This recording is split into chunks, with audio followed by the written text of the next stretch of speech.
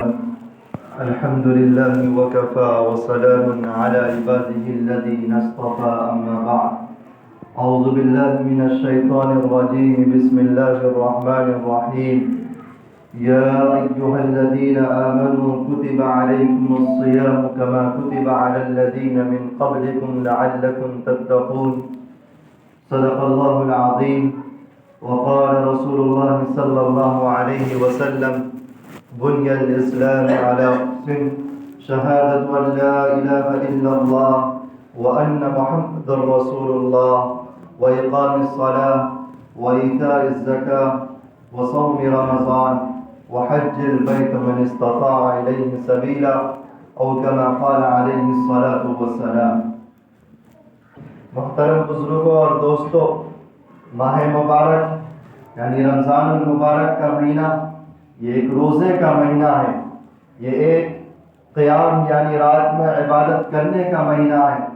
یہ صبر کا مہینہ ہے. یہ غمخواری کا مہینہ ہے. یہ اپنی معافی اور تلافی کرنے کا مہینہ ہے اور اپنی مغفرت کروانے کا مہینہ ہے. حدیث پاک میں آتا ہے کہ جو شخص ماہ مبارک کو پائے اور اپنی مغفرت نہ کروا لے تو شخص پر لعنت ہے. اس سے آپ کو اندازہ ہونا چاہیے کہ ماہ مبارک کتنا عظیم اور بابرکت مہینہ ہے. اس ماہ مبارک میں دن میں روزے کو فرض کیا گیا اور رات میں نفلی عبادتوں کو یعنی تراویح سنت مؤکدہ قرار دیا گیا. یوں تو ایسا لگتا ہے کہ انہی دو عبادتوں کا اضافہ اس ماہ مبارک میں کیا گیا، لیکن حقیقت میں ایسا نہیں ہے. کیونکہ آپ غور کریں قرآن کریم کی ایک آیت وَمَا خَلَقْتُ الْجِنَّ وَالْإِنسَ إِلَّا لِيَعْبُدُونَ کہ انسان کی تخلیق کا جو مقصد ہے وہی عبادت ہے. یعنی انسان کو اس دنیا میں پیدا کیا صرف و صرف عبادت کے لیے. جیسے کہ پتہ چلا کہ انسان کی تخلیق کا مقصد صرف و صرف عبادت ہے، اسی لیے قرآن کریم میں ایک جگہ اور اللہ رب العزت نے فرمایا ان اللہ اشتری من المؤمنین انفسهم واموالهم بان لهم الجنہ کہ اللہ تعالیٰ نے بندوں کو جنت کے بدلے خرید لیا ہے کہ بندہ صرف اس دنیا میں عبادت کرے اور اس کا جو بدلہ ملے گا وہ صرف و صرف جنت ملے گا. اس آیت سے پتہ چلتا ہے کہ ہمارا کام اس دنیا میں صرف و صرف یہ تھا کہ ہم 24 گھنٹہ اللہ رب العزت کی عبادت کرتے اور چونکہ اس کے بدلے میں ہمیں ایک عظیم نعمت یعنی جنت کی نعمت ملنے والی ہے. لیکن مہربان جانیے اس رب العزت پر کہ اس رب العزت نے انسانی تقاضے کو ملحوظ رکھا، کیونکہ انسان کو کھانے کی پینے کی ان سب چیزوں کی تقاضے ہیں. ان سب چیزوں کو ملحوظ رکھا اور اس کے باوجود چند مخصوص عبادات کو لوگوں پر فرض کیا اور لوگوں سے مطالبہ کیا کہ اگر تم ان عبادات کو بجا لاؤ تو تمہارے لیے جنت ہے، تمہارے لیے جنت ہے. اگر تم ان مخصوص عبادات کو بجا نہ لاؤ گے تو تمہارے لیے جہنم. محترم بزرگوں اور دوستوں، اللہ رب العزت جانتے تھے کہ یہ بندے جب دنیا کے کاموں میں مصروف ہوں گے تو ہماری عبادت کو بھول جائیں گے، مجھ کو بھول جائیں گے، مجھ سے خواب غفلت میں زندگی گزاریں گے. اس لیے اللہ رب العزت نے وقتاً فوقتاً سال بھر میں ایسے مہینے کا نزول کیا، ایسے دنوں کا نزول کیا جس کے ذریعے سے لوگوں کو یاد دلایا جاتا ہے، لوگوں تک یہ پیغام پہنچایا جاتا ہے کہ تمہارا خالق صرف و صرف اللہ ہے، تم کو پیدا کرنے والا صرف و صرف اللہ ہے، اسی کی طرف تم کو لوٹ کر جانا ہے. انہی دنوں میں سے انہی مہینوں میں سے ایک مہینہ رمضان المبارک کا مہینہ ہے. یہ مبارک مہینہ صرف و صرف اس امت مسلمہ کو اس لیے دیا گیا ہے کہ اگر کوئی شخص 11 مہینہ خواب غفلت میں زندگی گزار رہا ہو، زندگی گناہوں میں گزار رہا ہو، تو اس کے لیے یہ ایک موقع ہوتا ہے کہ اس ماہ مبارک میں اللہ رب العزت کے سامنے آئے اور رات کی تنہائی میں جب اللہ رب العزت پہلے آسمان پر ہوتے ہیں اس بات کا اندازہ لگاتے ہیں کہ کون شخص مجھ سے مانگ رہا ہے، کون شخص معافی کا طالب ہے. ایسے وقت میں اللہ سے معافی مانگے اور اپنی بخشش کروا لے. محترم بزرگوں دوستو، یوں تو جمعہ کے دن ہے، رمضان المبارک میں شب قدر کی رات ہے، شب برات کی رات ہے، اور بھی بہت سی عبادتیں ایسی ہیں جن کے ذریعے سے لوگ اپنی تلافی کروا سکتا ہے، معافی مانگ سکتا ہے، اور ان تمام عبادات پر، ان تمام عمل پر اللہ رب العزت نے اپنے اپنے حساب سے متعین اجر کو متعین کیا ہے کہ اگر یہ کام کرے گا تو اتنا اجر ملے گا، یہ کام کرے گا تو اتنا اجر ملے گا۔ لیکن جب رمضان المبارک کے روزے کے اجر کے سلسلے میں حضور اکرم صلی اللہ علیہ وسلم نے ارشاد فرمایا کہ الصوم لی وانا اجزی بی، کہ روزہ میرے لیے ہے اور اس کا جزا میں دوں گا، اور اجزا یجزی کو مجہول پڑھ دیا جائے تو اس کا مطلب یہ بھی ہوتا ہے کہ میں اس کو مل جاؤں گا، یا اللہ مل جائے، یا اللہ اپنی جانب سے کوئی انعام متعین کر لے۔ تو آپ سوچئے اس سے بڑھ کر کوئی چیز نہیں ہو سکتی اللہ سے بھی۔ آپ سوچئے کہ روزہ کا انعام اتنا بڑا رکھا گیا۔ طرح روزہ رکھنے والوں کے لیے جنت الفردوس میں اللہ رب العزت نے ایک خاص دروازہ متعین کیا ہے جس کو ریان کہا جاتا ہے۔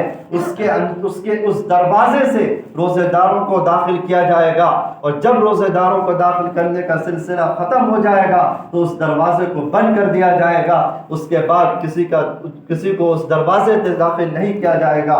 اس سے آپ اندازہ لگائیے کہ روزے کی اہمیت، روزے کی فضیلت کیا۔ محترم بزرگوں اور دوستو، خطبہ میں نے ایک آیت کریمہ کی تلاوت کی ہے، جو آیت کریمہ آپ سنتے رہتے ہیں اور ہر بیان سے پہلے اس کی تلاوت کی جاتی ہے۔ اسی آیت کریمہ سے روزے کی فرضیت کا علم ہوتا ہے۔ یا ایھا الذین آمنوا کتب علیکم الصیام کما کتب علی الذین من قبلکم لعلکم تتقون۔ اس میں ایک بات یہ بھی بتائی گئی کہ یہ روزہ صرف اس امت ہی پر نہیں فرض کیا گیا، بلکہ آپ سے پہلے جتنی امتیں، یعنی جتنے نبی آئے، جتنی شریعتیں آئیں، اس میں بھی روزے کو فرض کیا گیا تھا، اور وہ اپنی شریعت کے مطابق روزہ رکھتے تھے اور اپنے نفس کی اصلاح کرتے تھے۔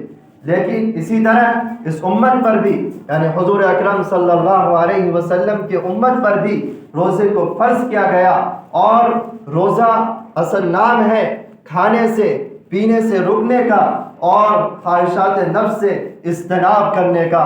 ظاہراً اگر روزے کا مفہوم دیکھا جائے تو ان تینوں چیزوں سے اگر کوئی شخص صبح سے لے کر شام تک، یعنی افطاری کے وقت تک کوئی شخص رک جاتا ہے اور اس کے بعد جا کر کسی مفتی صاحب سے یا کسی عالم سے مسئلہ پوچھے کہ مولانا کیا میرا روزہ ہو گیا، تو ظاہر سی بات ہے کہ فتویٰ یہی ملے گا کہ جی ہاں آپ کا روزہ ہو گیا، آپ کا روزہ مکمل ہو گیا۔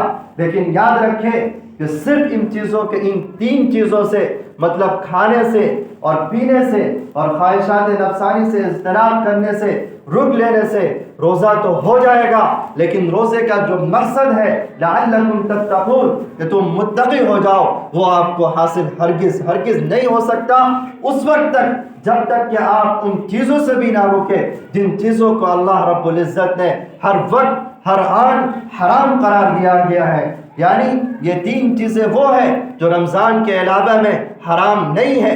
کھانا رمضان کے علاوہ میں دن میں آپ کھا سکتے ہیں، آپ کے لیے حلال ہے۔ اسی طرح پینا، وہ بھی پی سکتے ہیں، رمضان کے علاوہ میں آپ کے لیے حلال ہے۔ اسی طرح نفسانی خواہشات کو پورا کرنا، یہ آپ کے لیے روزے کے علاوہ میں حلال ہے، آپ پورا کر سکتے ہیں۔ یہ تین چیزیں وہ ہیں جو رمضان میں حلال ہونے کے باوجود آپ پر حرام ہے، لیکن آپ غور کیجئے ایک لمبی فہرست ان چیزوں کی ہے جو آپ پر جس دن آپ پیدا ہوئے اس دن سے لے کر موت تک، یعنی قبر میں اترنے تک، اس دن تک آپ کے لیے حرام ہے، لیکن کبھی ہم اس پر غور نہیں کرتے، توجہ نہیں دیتے۔ لیکن معاملہ تو یہ ہے کہ رمضان میں ان چیزوں میں مزید اضافہ ہو جاتا ہے، جیسے چغل خوری کرنا، غیبت کرنا، قطع تعلق کرنا، کسی کے مال کو طرف کر لینا، کسی کو تکلیف پہنچانا، والدین سے قطع تعلق کرنا، اور اس میں آپ بڑھاتے جائیے، ایک لمبی فہرست تیار ہو جائے گی، اور ہم اور آپ سب ان میں سے کسی 2 میں یا 4 کے گناہوں میں مبتلا ہیں۔ تو غور سے سنیے کہ رمضان المبارک کا روزہ صرف کھانے اور پینے سے رک جانے سے روزہ تو مکمل ہو جائے گا، لیکن آپ ان گناہوں میں مبتلا ہیں۔ غیبت کر رہے ہیں، چغلخوری کر رہے ہیں، تو ہرگز ہرگز آپ کے روزے کا وہ ثواب نہیں ملے گا جو ثواب ملنا چاہیے، جو اللہ رب العزت نے جو وعدہ کیا ہے کہ میں وہ اجر دوں گا، وہ اجر نہیں ملے گا۔ کیونکہ بزرگوں اور دوستوں، روزے کا جو مقصد بیان کیا گیا، لعلکم تتقون، کہ تم متقی ہو جاؤ، یہ متقی ہونا، پرہیزگار ہونا، یہ روزوں کے ذریعے سے ہو سکتا ہے کہ کوئی شخص متقی ہو جائے، پرہیزگار ہو جائے، لیکن اس کے لیے دو چیزیں ضروری ہے۔ نمبر ایک پر جو اندرون سے تعلق رکھتا ہے، یعنی نفس کی اصلاح، نفس پر قابو پانا۔ کیونکہ ایک دفعہ حضور اکرم صلی اللہ علیہ وسلم کسی جہاد سے واپس آئے تو حضور اکرم صلی اللہ علیہ وسلم نے کہا کہ جہاد اکبر کا معاملہ ختم ہوا، یا جہاد اصغر، یعنی جو جہاد اصغر یعنی چھوٹا جہاد قرار دیا گیا، اور کہا کہ جہاد اکبر یعنی نفس کے ساتھ جہاد کرنا، نفس کو کنٹرول کرنا، ان چیزوں پر قابو پانا، یہ جہاد اکبر ہے۔ ان کو کوئی قابو پالے تبھی جا کر روزے کا اصل مقصد یعنی تقوی حاصل ہوگا۔ تو یہ معاملہ ہوا جو ہمارے نفس سے ہے۔ اسی طرح تقوی کے حصول کے لیے ضروری ہے کہ بندہ اور اللہ کے درمیان جو معاملہ ہے، جو ضروری تعلقات ہیں، جو عبادات ہیں، وہ خالص اللہ کے لیے ہو، اس میں ریاکاری نہ ہو۔ اس لیے کہ حدیث میں آتا ہے کہ جو شخص روزہ رکھے ریاکاری کے طور پر، جو شخص روزہ رکھے دکھلاوے کے لیے، تو وہ شرک کر رہا ہے، اور آپ سب کو معلوم ہے کہ اللہ رب العزت کے دربار میں شرک کے لیے کوئی معافی نہیں ہے، کوئی تلافی نہیں۔ محترم بزرگوں اور دوستوں، جس طرح تقوی کے لیے حقوق اللہ ضروری ہے، اسی طرح تقوی کے حصول کے لیے حقوق العباد بھی ضروری ہے۔ اور حقوق العباد حقوق اللہ سے زیادہ خطرناک ہے۔ حقوق اللہ تعالیٰ معاف فرما دے گا، لیکن حقوق العباد میں آپ کے لیے ضروری ہے کہ آپ نے جس شخص کا مال لیا ہے، جس شخص کی غیبت کی ہے، اس سے جا کر پہلے آپ معافی مانگیے، اس سے جا کر اس کے مال کو لوٹائیے۔ جب وہ شخص معاف کر دے گا، اس کے بعد اللہ رب العزت معاف کرے گا۔ آج ہم لوگ ہزاروں گناہ کر رہے ہیں، لوگوں کے مال کو تلف کر رہے ہیں، لوگوں کی غیبت کر رہے ہیں، بہن کو وراثت میں اس کا حق نہیں دے رہے ہیں، بہنوں کو اگر دے رہے ہیں تو کچھ دے رہے ہیں، کچھ نہیں دے رہے ہیں۔ معاشرہ اتنی بری ہو چکی ہے کہ بہن ہمت نہیں کر سکتی کہ وہ اپنے بھائی سے اپنے حق کو مانگ لے، کیونکہ اگر وہ مانگے گی تو اس کو برا بھلا کہا جائے گا، تو وہ بیچاری اپنی عزت کے لیے وہ نہیں مانگتی ہے۔ تو کان کھول کر سن لیجئے، ان کا نہیں ماننا ان کو کوئی جو حجر و کتاب نہیں ہوگا، لیکن قیامت کے دن آپ کو پکڑا جائے گا۔